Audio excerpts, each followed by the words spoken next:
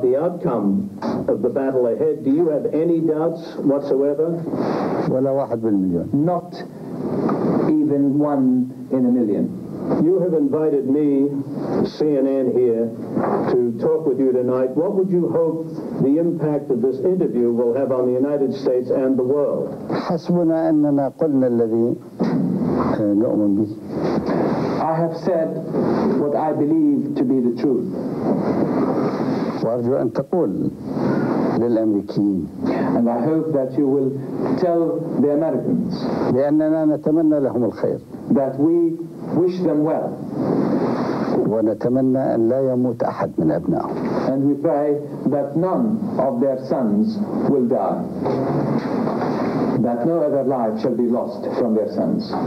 وكل العراقيين ممتنين لكل الخيرين الأمريكان الذين يخرجون بمظاهرات في أمريكا ضد الحرب. And that all the people of Iraq are grateful to all the noble souls of amongst the United States people who are coming out into the street demonstrating against this war.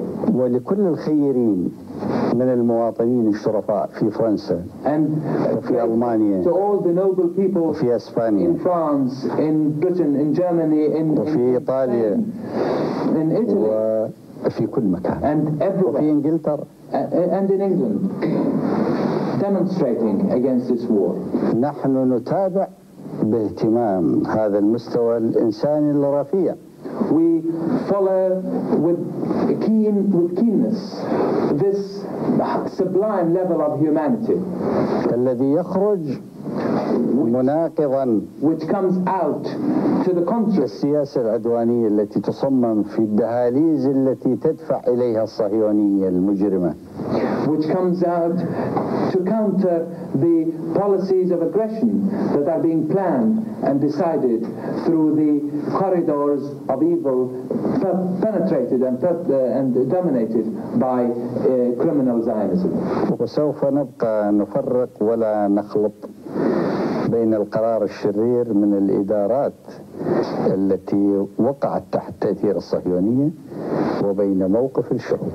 And we shall continue to view any evil decision taken by any government or administration in isolation from the spirit and from the feelings of the people of that particular country.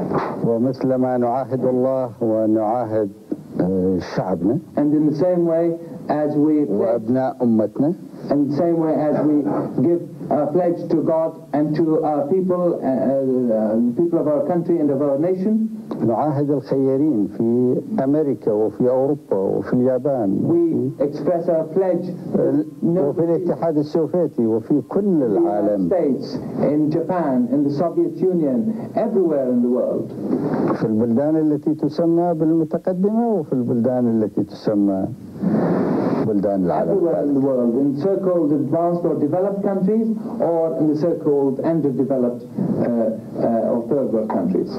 بأننا لن ننسى الخيرين. We give them our pledge that we shall never forget the noble souls, the noble people. وسيكتشف الخيرون and they will discover يوما بعد يوم day after day بأنهم على حق عندما يرفضون الظلم الذي يقع عليهم على شعبنا وعلى أمتنا. Day by day that what they are doing is on the side of truth. They're doing it on the side of truth because they are countering a war that is being waged unjustly against the people. وأنا مسرور إني ألتقيك. And I am pleased to have had this interview with you. وأشكرك لأنه thank you.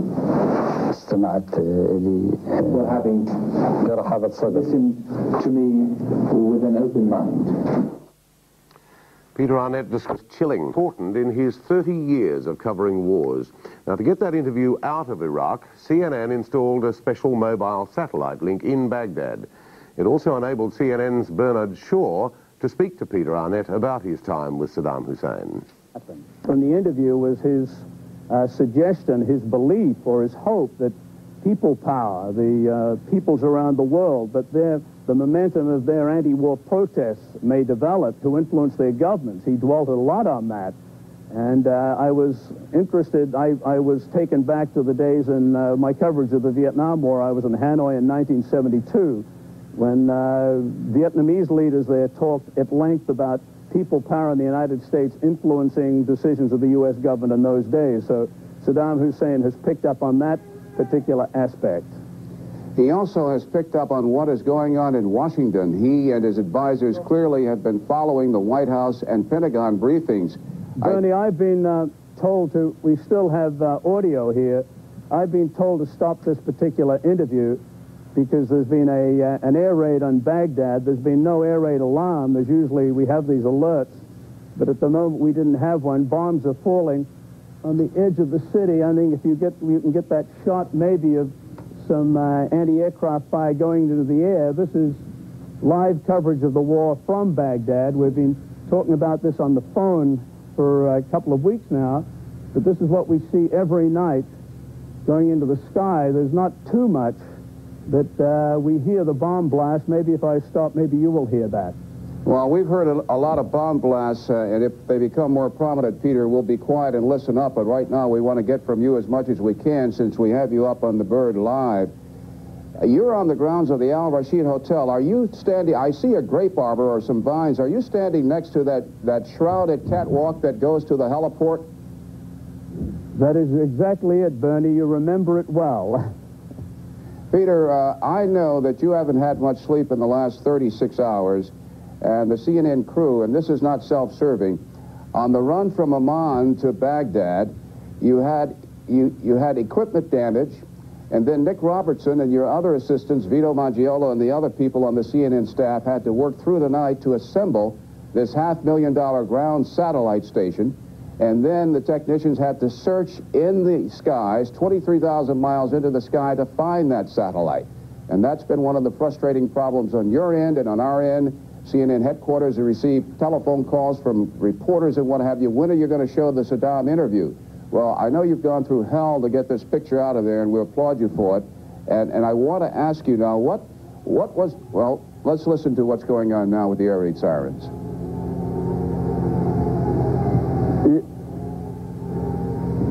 Go ahead, Peter, we can hear you. The alarm, this is the air raid alert. They're very familiar here. There have been 2 earlier this evening, well, 2 in the last 8 hours.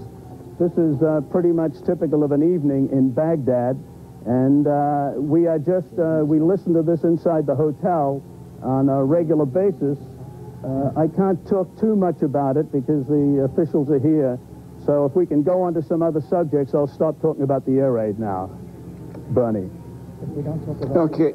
I know you're being asked not to talk about specifics, but based on my experience there, it's clear that the AAA, the anti-aircraft artillery fire we're watching now, is farther away from you than it was closer to the hotel when we were there in the opening hours of this war. I wonder if you could ask me that question again, Bernie. Well, I was going to ask you about Saddam Hussein's ear very close to what's happening here in Washington. For the last 2 days, there's been talk about whether or not the Allies have been targeting Saddam Hussein, and very vehemently from the White House, and especially from the Pentagon, the word was no, we don't target leaders. And I heard at the top of your report, you quoted President Saddam Hussein as saying that clearly the forces have proved they are looking for me. Well, I guess I probably meant to say they're looking for him in the sense that they're targeting Iraq as a target rather than Kuwait. They came to Baghdad. He suggested, he was smiling and saying they basically, in a conversation earlier, he was saying, well, I'm here, even though it was a sort of a remote place, and he was smiling. And he did indicate, he suggested to me that all this emphasis on Baghdad, which you are hearing right now, this has been going on for, as I say, the 13th night of the war. There's a lot of concentration here, and he was saying that why isn't all this activity in Kuwait? Isn't that where the war's about? Aren't they trying to push me out of Kuwait? Why are they spending so much time in the Baghdad area, Bernie? For the past few minutes, he's in our New York bureau, and there was a time in Mr. Moria's life when he was in the White House and the war was Vietnam. Bill, come in, please. Bernard, let me say to both you and Peter that as an American and as a fellow journalist, I've been very proud of you and you two and of John Holloman. You've been a great credit to our craft, staying there, keeping your eyes and ears opening and working under most difficult circumstances. I've heard so many of our fellows and sisters in this business express those sentiments, and I'm sorry if it seems self-serving, but I wanted to express my admiration to you. Well, thank you, Bill. It's appreciated. Peter? Yes, Bernie, I'm with you. What else can you tell us about this man whom you were taken to in the most circuitous of manners? In October, when we interviewed him, we were taken directly to a house and we waited, but you had to go on a midnight ride. I really can't tell you too much about it, Bernie. I've been asked not to mention the locale or really the circumstances under which we met. This is a man who is obviously concerned about his security, and they asked me not to talk about the procedures that they followed in preparing me for the interview. The Palestinian search for a homeland. That was a link the Iraqi president tagged on.